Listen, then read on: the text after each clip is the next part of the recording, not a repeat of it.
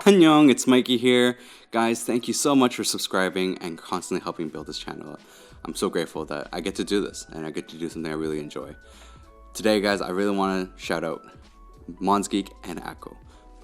Monsgeek has sent me their M1 V3 wired keyboard kit. And guys, this is a great value for your money. So let's go into the unboxing. And of course, we can't forget the new Akko switches. Again, thank you Akko for sending me out the cream of purple Pro Tactile and the linear Rosewood. And guys, if you didn't know, they're sister companies. So let's get straight into it. And please make sure to subscribe and like and leave a comment what you guys think of this keyboard. Right away we see that we got the Akko switches and the London themed keycaps. I'll go into those later, but let's take a look and unbox the M1 V3 from Monsgeek. An amazing budget keyboard, guys. As you guys can see, I'm really bad at opening boxes, but let's get straight into it. So as soon as you open it up, we get a nice white foam. We'll see what that's for later. And guys, we have the keyboard. This actually comes pre-built, mostly. So as you can see, you don't actually have to put it all together compared to like when I did my Akko keyboard video, the mod 007. This one actually comes fully together, and all you have to do is just plug and play. Plug and play meaning put in the switches. And you guys can see we get a coiled cable. It's not mesh, it's not bad though. You get extra stabilizers, screws, and those are screw-in stabilizers. You can switch it up instead of the clip-ins, and you can actually do a little bit more modifications. So what we should do is put in all the switches, and then we'll put in the keycaps, and we'll see what it looks like.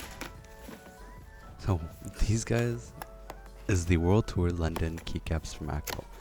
These aren't cheap keycaps though, I'm gonna admit it. These are a little bit pricey at $70. But wow, does it come in really amazing casing. Like, look at how packaged this is, guys. They give you an actual keycap case. Watch, as soon as we take this out, you get this really nice plastic case to keep these keycaps in. I was pleasantly surprised with this, and I'm so shocked how they did this. Like, this is not something that is very common, guys, and you have to know that. So these are more of an essay profile keycap. They're quite thick.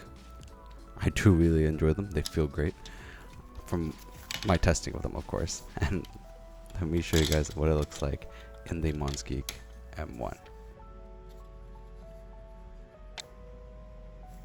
So this is what it looks like, guys. It looks amazing. I love this look of this keyboard. Of course, one thing I'd love to do and show you guys more often is when I get an actual Lubed keyboard, what is the weight of the keyboard. So let's weigh it and see how heavy it is. And as we can see, it's 1.8 kilos.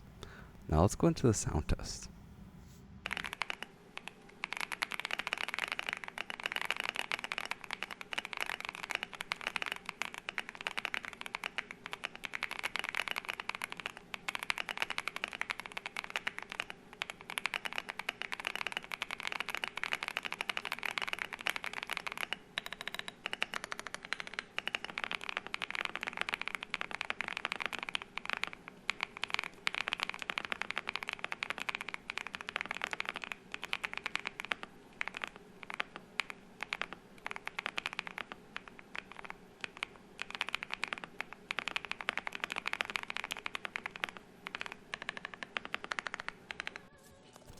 Now that we do a sound test, I want to take apart the keyboard, so we'll do a teardown and see what's inside and what makes it sound so good. Very easy to open up this keyboard. There's only 6 screws on the bottom, 3 on the top, 3 on the bottom. The long ones are on the top, short ones on the bottom. All you need is a screwdriver and you can get it out really easily. Now that the screws are off, all you have to do is turn it over and then take it apart from the plate. Don't forget the knob though. And then once you take off the pins, you're actually able to take it out really easily. So we can see here that there's a PC plate, that is going to be a foam in between, and then the PCB. And underneath that as well is a small foam as well. On the bottom of the keyboard, we get a slight layer of foam, very thin. I wouldn't even say foam, it's more of like a plastic sheet.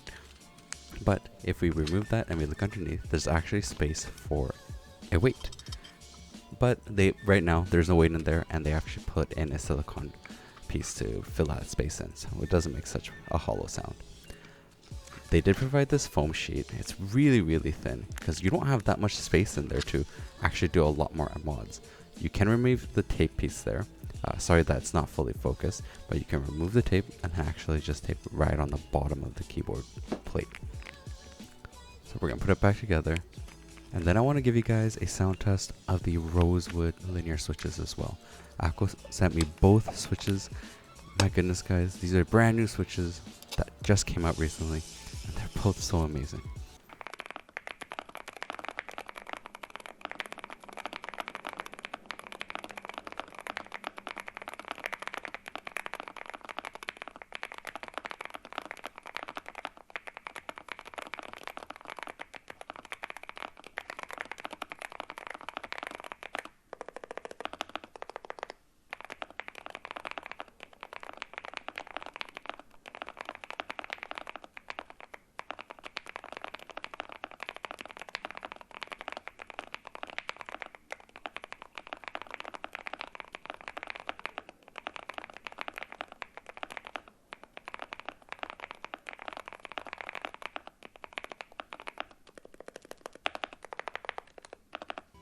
So now you guys heard two sound tests.